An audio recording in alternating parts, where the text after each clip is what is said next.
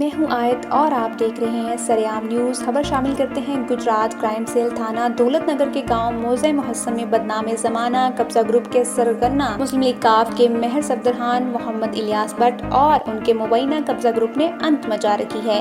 قانون نافذ کرنے والے اداروں کی پراسرار خاموشی سوالیہ نشان۔ شرکا اپنی خرید کردہ اور وراثتی زمینوں سے ہاتھ دھونے لگے۔ قبضہ گروپ نے علاقہ میں خوف و ہراس پھیلا رکھا ہے۔ کھلے عام مسلح کی نمائش اور عام لوگوں کو مار پیٹ ان کا معمول ہے۔ معتد افراد نے متعلقہ تھانہ دولت نگر میں درخواستیں بھی دے رکھی ہیں۔ مبینہ قبضہ گروپ کے مہر صفدرخان ولد لال خان، ولید ولد صفدرخان، برکت علی ولد لال خان ولد فضل الہی قوم آرائیں، ساکن محسن محمد الیاس ولد عبدالعزیز، سفیان الیاس ولد محمد الیاس قوم کشمیری ساکن بکھڑوالی۔ حکومت کی نمائند ہادی جماعت مسلم لیگ کاف سے قریبی تعلقات اور پولیس سے ساز باز کی بنا پر ان کے خلاف کوئی کارروائی نہیں ہوتی۔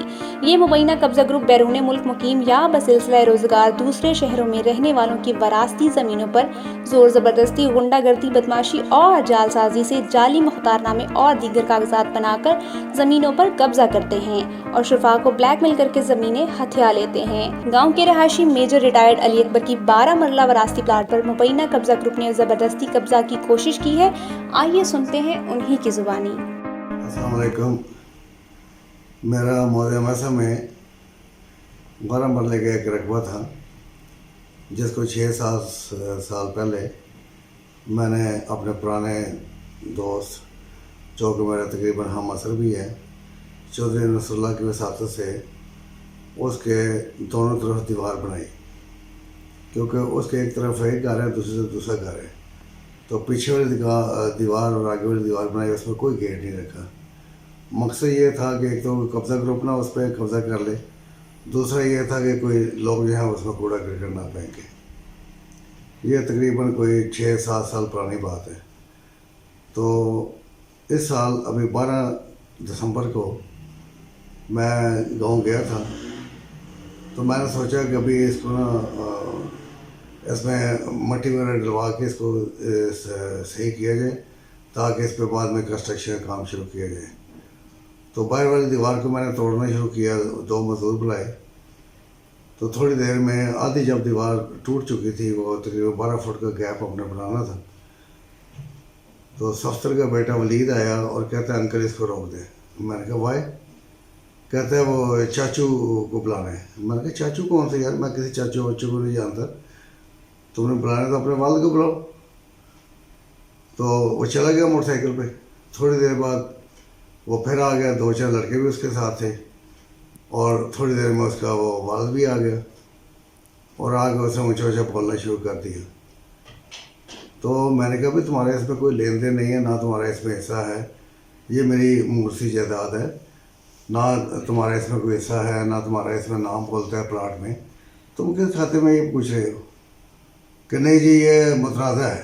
میں نے کہا متنازع کس وجہ سے ہو گیا؟ تو اینی ہو وہ چونکہ 15-20 لوگ اکٹھے ہو گئے تھے، اس کے 2 بھائی بھی آ گئے، اس کا والد بھی آ گیا، اس کے اور بھی ساتھی آ گئے، کوئی 2-4 اور بھی اس نے بلائے ہوئے تھے، تو وہ انہیں غلی شروع کر دی۔ تو میں نے اکیلا تھا، تو میں نے کہا کہ چلو چھوڑو یار، کیا میں نے ڈس انگیج کیا اور مجھے 2-4 ساتھی اپنے میری سسٹر کے گھر لے، جو کہ ساتھ ہی ہمارے اپنے پلاٹ میں گھر بنایا ہوا ہے سسٹر نے۔ تو اس طرح کر کے پھر میں نے اس کا فرد بھی نکال لیا ہے، وہ بھی آپ کو دکھاؤں گا۔ تو اس طرح کر کے یہ جو اس قسم کے لوگ ہوتے ہیں، یہ جن کو عادت ہوتی ہے لوگوں کے 2 نمبر فرد بنا کے 2 نمبر کارروائی کر کے، یہ گاؤں میں عام ہوتا ہے، تو از ون آف دیم۔ تو اس لیے میں بتا رہا ہوں کہ we have to be very careful from such like people. Thank you.